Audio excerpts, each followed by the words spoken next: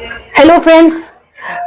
बहुत ज्यादा आपको परेशानी होती है आर्थराइटिस में। आर्थराइटिस में आप क्या खाओ क्या नहीं खाओ, डॉक्टर आपको परहेज बताते हो, आप अपनी तरफ से कुछ ज्यादा ही परहेज करना शुरू कर देते हो। उसकी वजह से क्या होता है कि आपकी जो आर्थराइटिस की परेशानी है वो ठीक होने के बजाय जो कि तो रहती है, ठीक नहीं होती है।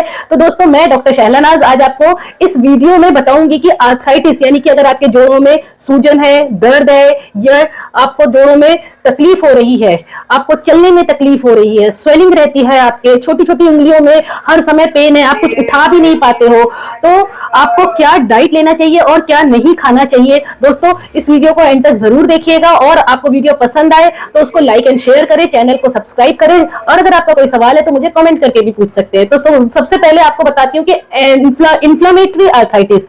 दोस्तों, इन्फ्लेमेटरी आर्थराइटिस वो कंडीशन होती है, वो सिचुएशन होती है जिसमें आपके जोड़ों में दर्द होता है, सूजन होती है, और उसका प्रॉपर ट्रीटमेंट अगर नहीं लिया जाए तो आपके हड्डियां भी टेढ़ी होना शुरू हो जाती है। तो पहली बात तो ये कि ट्रीटमेंट आपको अधूरा नहीं छोड़ना है। अब जो आपको खाना है वो ये कि आप प्रॉपर डाइट सारी चीजें लीजिए, लेकिन एक कंट्रोल्ड वे में, एक लिमिटेड वे में, एक मॉडरेट वे में।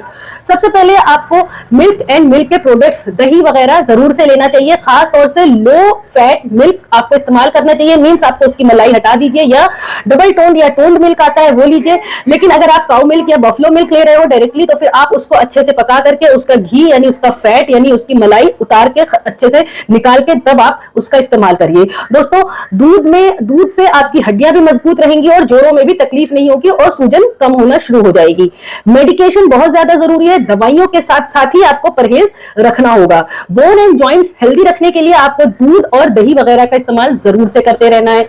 आपको दूसरी चीज जो करनी है, स्वीट एंड सॉल्ट्स कम से कम लेना है, बस स्वाद अनुसार लेना है। उसमें सैलेड में या किसी सब्जी में अलग से ऊपर से डाल करके बिल्कुल नहीं लेना है, और मिठाइयां बहुत ज्यादा नहीं लेना है, क्योंकि स्वीट एंड सॉल्ट्स वो दोनों ही आपके वेट को भी इंक्रीज करेंगे, और जब वेट आपका इंक्रीज होता है तो आपको आर्थराइटिस की प्रॉब्लम बढ़ना शुरू हो जाती है। आर्थराइटिस इंक्रीज होता है आपका वेट इंक्रीज होने से।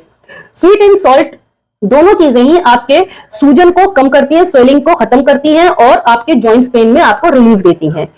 तीसरी चीज जो है वो है फ्रूट्स और वेजिटेबल्स। खास तौर से फलों में आपके और वेजिटेबल्स में आपके मिनरल्स और विटामिन्स पाए जाते हैं, जो कि आपके आर्थराइटिस के मरीज के लिए बहुत फायदेमंद है। खास तौर से आपको broccoli, sprouts, cherries and beans, इनमें एंटी इंफ्लेमेटरी प्रॉपर्टीज पाई जाती है। तो इन सब्जियों का जरूर से और इन फलों का आपको जरूर से इस्तेमाल करते रहना होता है।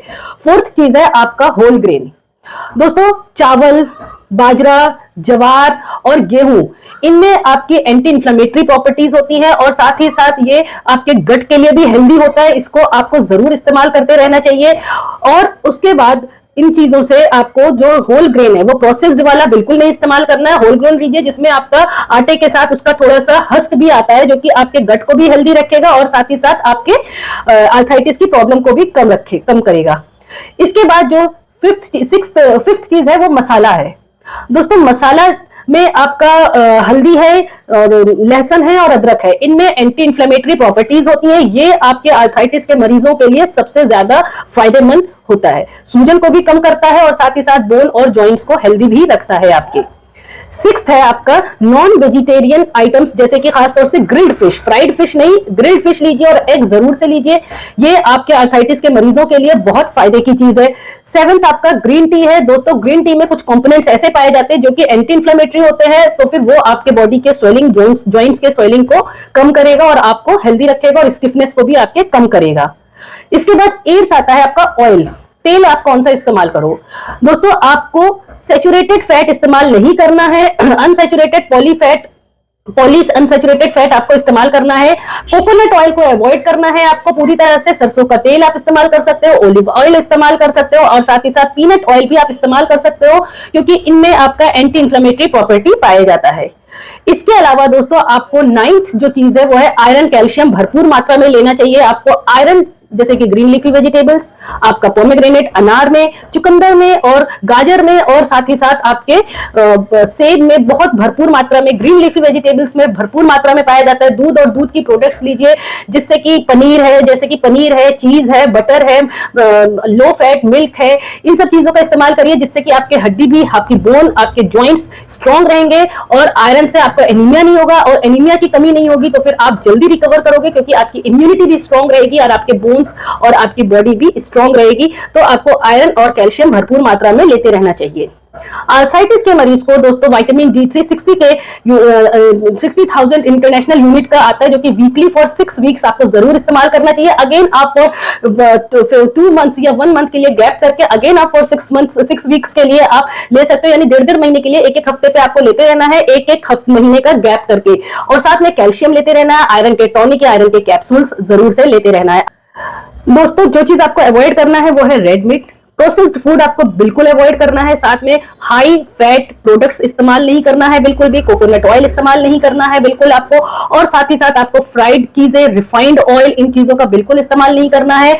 और आपको फ्राइड में जंक फूड वगैरह हो गए या तो फिर आपके ज्यादा फास्ट फूड हो गए, इन चीजों को बिल्कुल भी इस्तेमाल नहीं करना है। आपको प्रॉपर आपको इन चीजों से परहेज रखना है, तभी आपकी दवाइयों के साथ साथ आपके प्रॉपर ये जो डाइट मैंने आपको बताए हैं ये मेडिटेरियन डाइट कहलाते हैं, जिसमें ये सारी चीजें एक लिमिटेड और मॉडरेट अमाउंट में आप लोगे तो मेडिटेरियन डाइट है। तो आपको ट्रीटमेंट के साथ साथ, मेडिकेशन के साथ आपको मेडिटेरियन डाइट का भी ख्याल रखना है, इन चीजों को आपको परहेज करना है, जो कि आपको रिफाइंड ऑयल और ये सब मैंने आपको बता दिया, रेड मीट वगैरह नहीं लेना है, हाई फैट डाइट नहीं लेना है, मिल्क नहीं लेना है, और साथ ही साथ आपको अल्कोहल बिल्कुल अवॉइड करना है, क्योंकि अल्कोहल आपकी ट्रीटमेंट को भी रोकेगा बीच में और ठीक से आपकी दवाई असर नहीं करेगी, साथ ही साथ आपके लीवर को खराब करना शुरू कर देता है, जिसकी वजह से जो दवाई का एब्जॉर्प्शन होता है आपके स्टमक, आपके लीवर में, वो नहीं हो पाएगा, तो फिर दवाई अधूरी रह जाएगी, ट्रीटमेंट अधूरा रह जाएगा। तो अल्कोहल बिल्कुल नहीं लेना, स्मोकिंग और टोबैको च्युइंग बिल्कुल नहीं करना है, और साथ ही साथ ज्यादा आपको डाइटिंग और ज्यादा फास्टिंग नहीं करना है, क्योंकि ज्यादा डाइटिंग और ज्यादा फास्टिंग के चक्कर में आप सारे न्यूट्रिशनल डाइट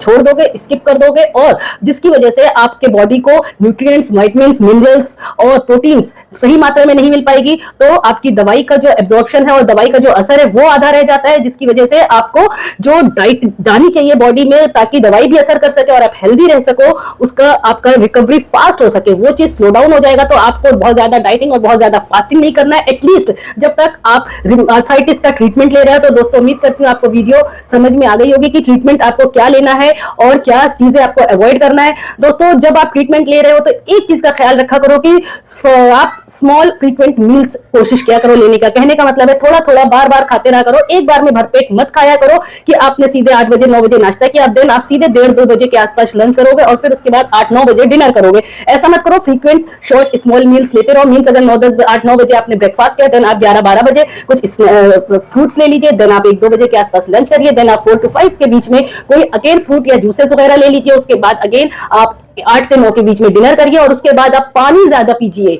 8 से 9 बजे के डिनर के बाद अगर आप 11-12 बजे सो रहे हो तो पानी ज्यादा पी लीजिए उस दौरान। उसके बाद आप कुछ मत खाइए, कम से कम 3 घंटे का जो गैप पीरियड है उसको मेंटेन रखिए सोने से पहले, ताकि पेट में आपका डाइजेशन भी अच्छा हो और आपका बहुत ज्यादा भरपेट या ऑयली स्पाइसी खा करके फौरन लेट जाओगे तो उससे आपको दिक्कत होना शुरू हो जाएगी, गैस्ट्राइटिस की प्रॉब्लम बढ़ना शुरू हो जाएगी, कॉन्स्टिपेशन और डायरिया भी हो सकता है। दोस्तों वीडियो पसंद आई हो तो जरूर से लाइक एंड शेयर करें, चैनल को सब्सक्राइब करें। थैंक